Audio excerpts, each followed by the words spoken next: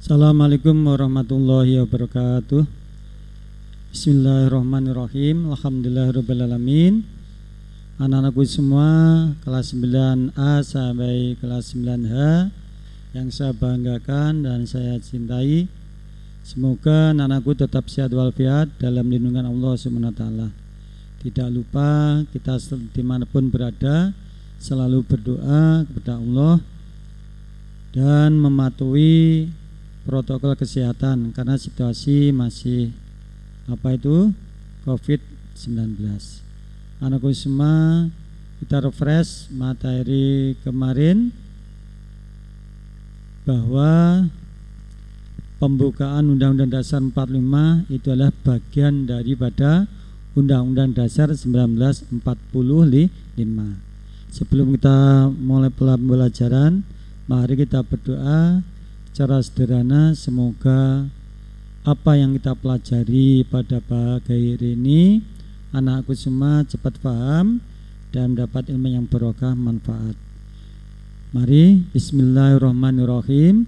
Raditu billahi robba wa bil islami dina wa bi muhammadin nabiyya wa rasula. Rabbi zidni ilma warzuqni fahma birahmatika ya arhamar rahimin. Amin. Anakku semua, pada pembelajaran pagi hari ini kita refresh kemarin, yaitu satu, menganalisis makna pembukaan Undang-Undang Dasar 45, yaitu terutama alinea ketiga. Kemudian yang kedua, menguraikan pernyataan motivasi spiritual. Apa itu motivasi spiritual itu? Dan yang ketiga, menganalisis makna pembukaan UUD 45 alinea keempat. Alinea keempat tentang tujuan negara, ada dasar negara. Jadi pada alinea keempat ini terdapat tujuan negara dan dasar negara. Kemudian yang terakhir, mengaplikasikan. Ini nilai keterampilan nih anak semua.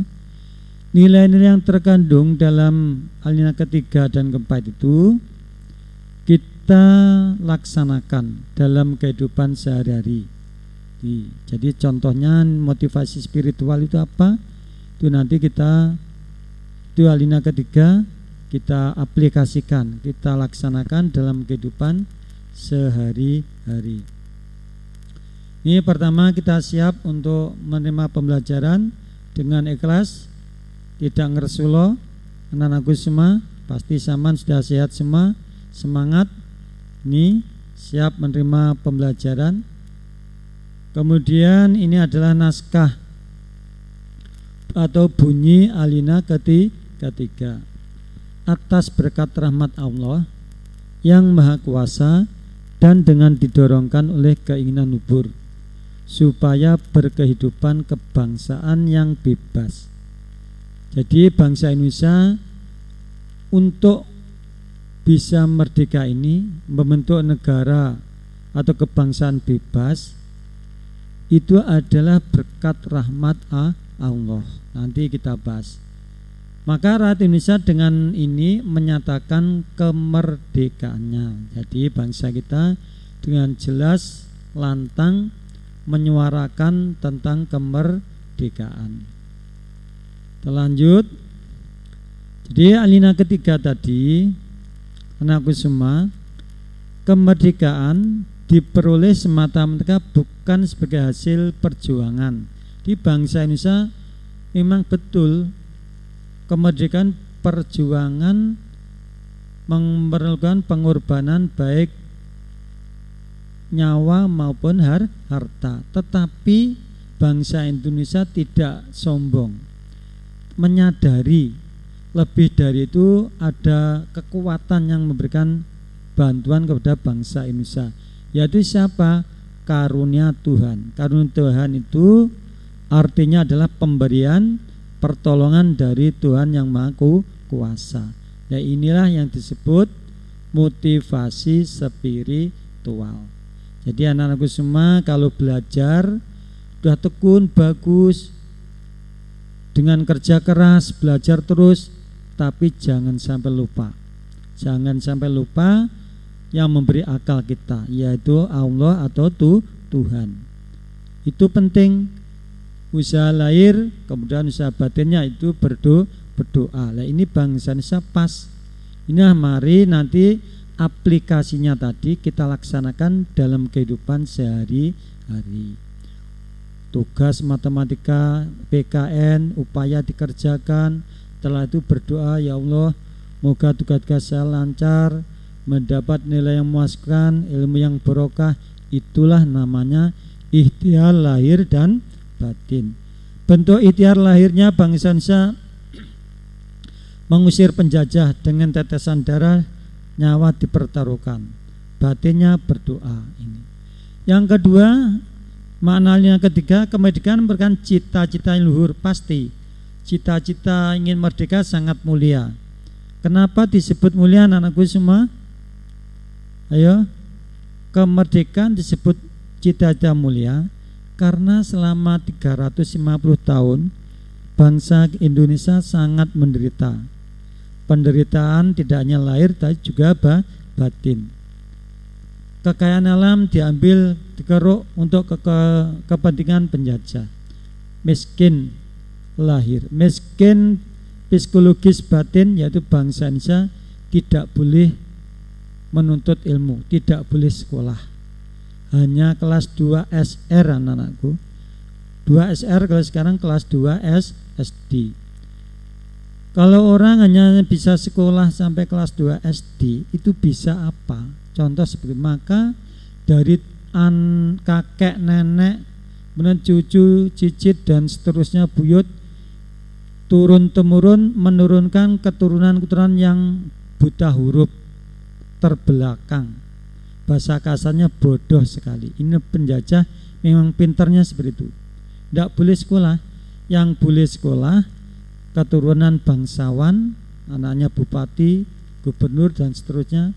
Anaknya kurang keturunan Eropa, Tionghoa maupun orang-orang kaya. Sedangkan masyarakat biasa tidak boleh. Inilah penyebab kenapa penjajah bisa hidup lama di Indonesia. Atau mulia manusia Indonesia sebagai makhluk yang bebas, jelas. Yang ketiga, pernyataan sebagai bangsa yang merdeka dan bebas dari penjajahan. Pasti ingin hidup merdeka, ingin mengatur negara bangsa sendiri. Karena diatur oleh penjajah sangat menderita. Yang keempat, bangsa Indonesia adalah bangsa yang religius.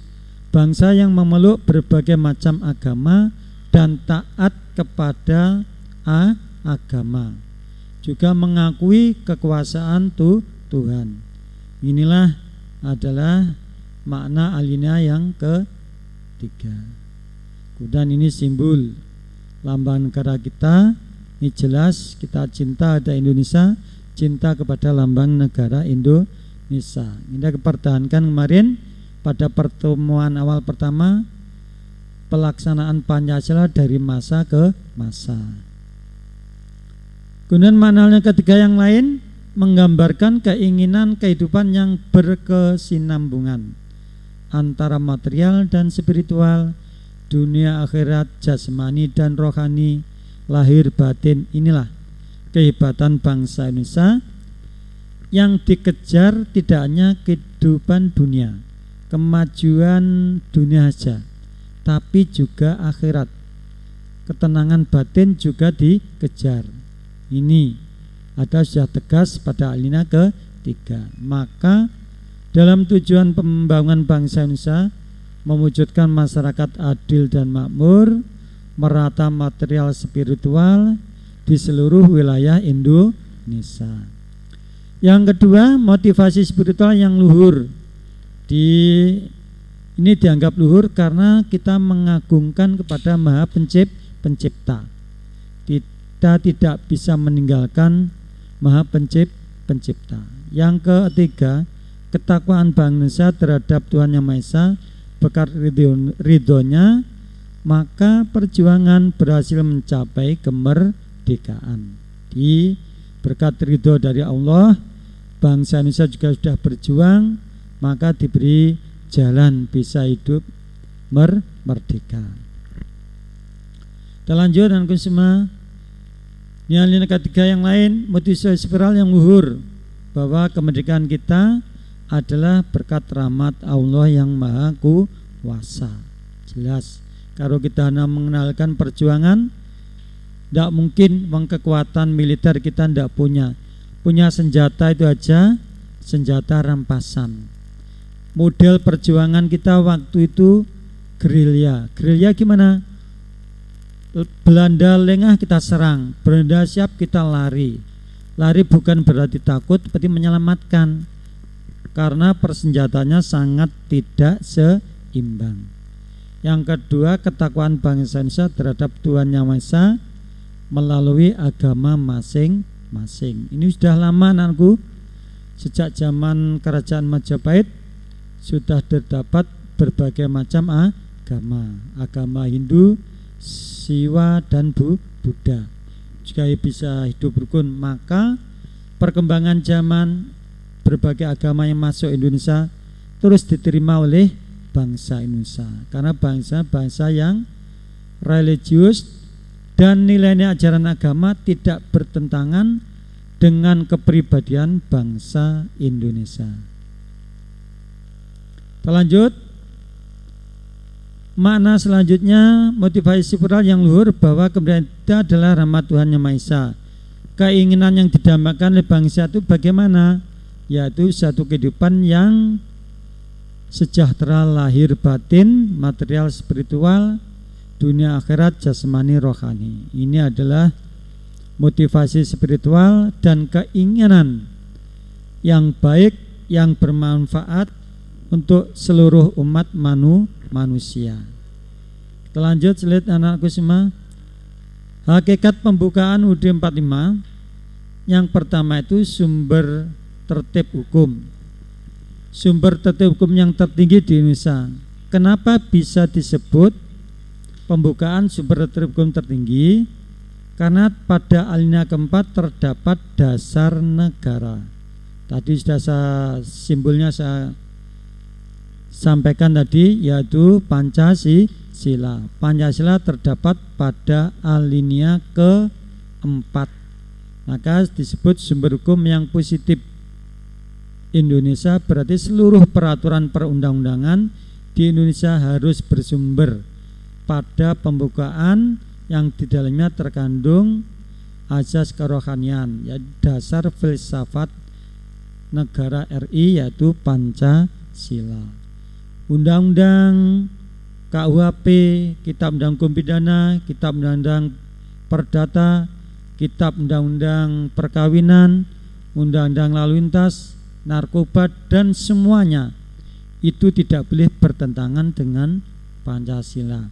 Di Pancasila bahkan menjadi rujukan dasar untuk membuat undang-undang atau hukum yang berlaku di Indonesia. Dan lanjut aku semua, semoga paham. Kalau tidak jelas bisa japri saya beri waktu, monggo sewaktu-waktu.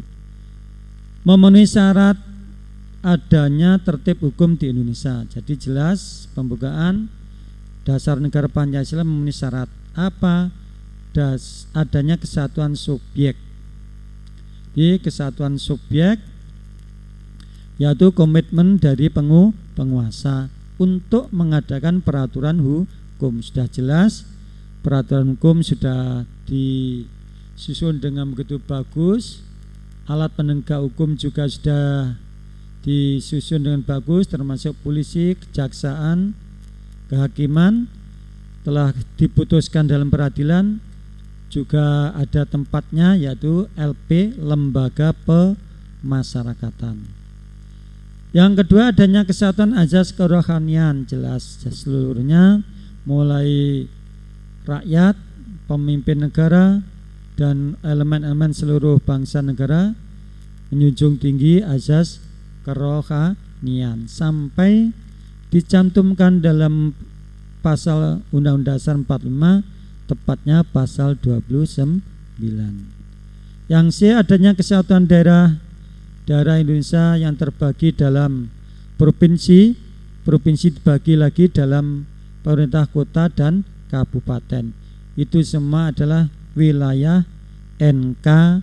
RI, adanya kesatuan waktu. Ini para tokoh-tokoh kita ya, digambarkan seperti ini. Di bawah kemudian berkan rahmat Tuhan yang kuasa, menyadari para pemimpin kita perjuangannya tidak begitu seberapa kalau tanpa adanya pertolongan bantuan dari Tuhan yang Maha Kuasa. Lanjutlah ini jadi nilai-nilai pembukaan digambarkan seperti ini. Kita mengandung nilai-nilai hukum pasti ada suatu tindakan keadilan. Adilan disimbolkan sebagai timbangan, kiri kanan harus seimbang. Dasarnya biar adil seimbang yaitu berbagai literatur, buku atau hukum yang dibuat. Ini contoh simbol-simbol ini. Nah, ini setiap upacara, setiap hari-hari besar nasional, upacara rutin hari Senin, biar kita mengingat, mengenang nilai-nilai dalam pembukaan UUD 45, dibacalah naskah pembukaan Undang-Undang Dasar 45, karena pembukaan yang hanya 4 alinea ini intinya dijabarkan dalam pasal-pasal UUD 45.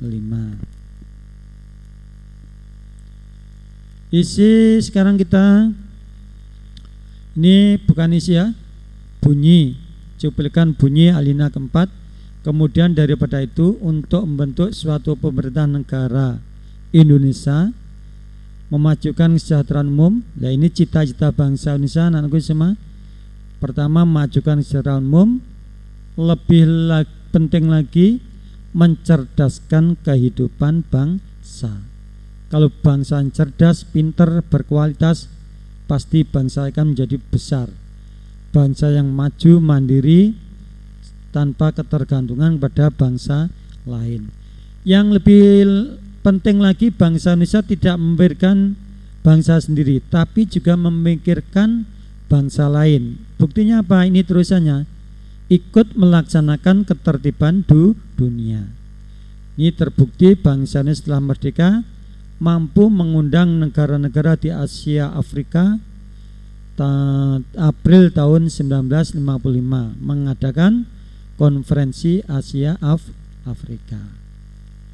Dan dasar negara ini jelas, ini yaitu ketuhanan yang Maha Esa, kemanusiaan adil dan beradab, sampai keadilan sosial.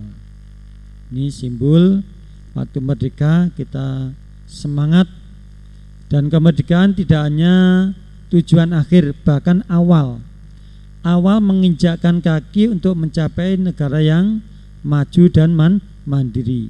Saya ingatkan, ini sudah merdeka 75 tahun, maka anak-anakku adalah calon pengganti penerus para pejuang bangsa. Pejuang bangsa sekarang ya otomatis yang ingin jadi guru, pengganti bapak ibu guru, ingin jadi TNI, anak-anakku semua menjadi TNI dan pengusaha dan seterusnya.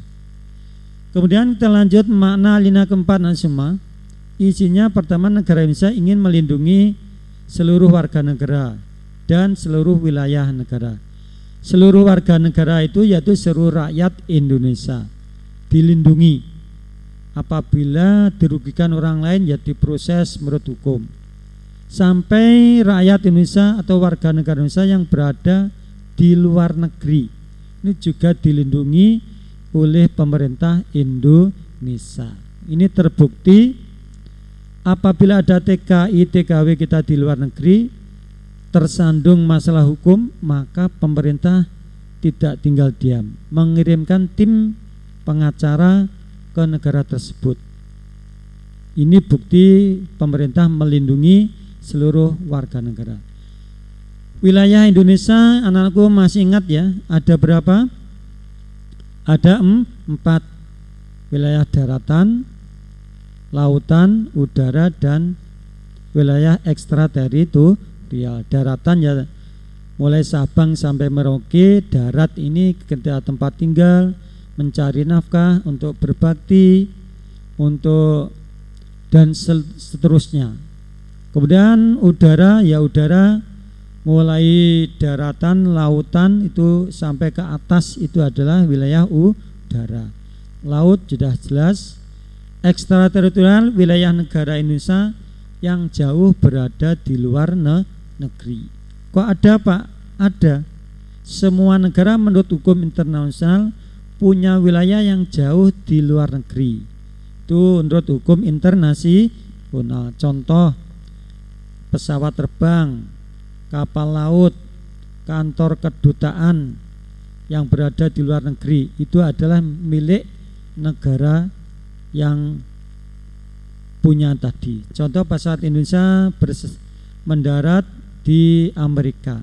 Pesawat Indonesia inilah termasuk wilayah RI yang ada di Amerika. Kantor kedutaan Indonesia di California ini juga termasuk wilayah Indonesia yang ada di California. Dan sebaliknya, Amerika yang punya kantor kedutaan di Indonesia juga demikian. Kemudian makna selanjutnya yaitu pertama, fungsi dan sekaligus tujuan negara Indonesia tadi sudah jelas, tujuannya sangat mulia, ada 4 tadi. Yang kedua, susunan bentuk negara Indonesia ditegaskan bahwa susunan pemerintahan Indonesia adalah pemerintahan yang berdasarkan presidensil. Yang kedua, bentuk negara Indonesia dicantumkan, ditegaskan dalam pasal 1 ayat 1, negara Indonesia adalah negara kesatuan yang berbentuk republik. Sistem pemerintahan negara Indonesia menurut Undang-Undang Dasar Negara Indonesia alhamdulillah sudah diamandemen. Amandemen itu apa anak-anak? Masih ingat ya? Disempurnakan. Pada zaman reformasi, pasal-pasal yang kurang relevan, kurang sesuai dengan perkembangan zaman sudah disempurnakan, diperbaiki sebanyak 4 kali, mulai tahun 1999 sampai 2002. Yang kelima, ada dasar negara. Nah ini rakyat tidak tahu dengan kekuatan mereka yang sesungguhnya, tergantung dari yang menggerakkan. Jadi intinya rakyat punya potensi. Buktinya dalam mempertahankan kemerdekaan 10 November Surabaya, rakyat hanya membawa bambu runcing. Kalau dipikir secara akal pasti tidak akan bisa mengalahkan sekutu dengan senjata lengkap dari darat, laut dan udara pakai pesawat. Kita hanya bambu runcing. Berkat pemimpin Bung Tomo dengan semangat yang kuat, maka bisa mengusir pasukan sekutu. Tujuan negara tadi sudah anak semua. Ini di depan sudah singgung. Kita teruskan. Maknanya itu ada yang keempat lagi, fungsi tujuan tadi juga sudah kita lewati aja. Nah ini kesimpulan isi semua ya. Semua pada lina keempat. Anakku nanti saya kirimi, Saman bisa mempelajari ini, kurang jelas bisa bertanya. Ini komplit isi pembukaan alina pertama sampai keempat, ini isinya di sini. Nah ini alina pertama sudah hak kodrat, ini kesimpulan aja. Alina kedua realisasi perjuangan dan cita-cita. Alina ketiga nilai religius, moral, pernyataan, ulang. Kemudian alina keempat ada tujuan negara, ketentuan diadakannya Undang-Undang Dasar Negara, bentuk negara dan dasar filsafat negara. Ini situasi diskusi seminar atau ya membicarakan masalah dasar filsafat negara. Law, hukum, ini dasar negara Indonesia. Dasarnya hukum untuk mengatur kehidupan bangsa dan negara, bermasyarakat, semuanya berdasarkan aturan yang berlaku. Menyimpang terhadap aturan berlaku pasti akan berkaitan dengan hukum. Nah, ini motivasi masyarakat kita, saudara kita yang jauh di pulau yang jauh, ini sangat semangat untuk menuntut ilmu. Guru dan muridnya semangat. Ini adalah isi alina Undang-Undang Dasar Negara Republik Indonesia, juga bisa disimpulkan seperti ini. Ya, saya ucapkan terima kasih. Alhamdulillah, semoga anak-anak tetap sehat walafiat dan dimanapun berada selalu berdoa, minimal baca sholawat. Semoga anak-anak dalam tuntut ilmu dan ilmu barokah, beri nasib yang baik oleh Allah, baik di dunia dan akhirat. Demikian, wallahu muwaffiq lil muthoriq. Wassalamualaikum warahmatullahi wabarakatuh.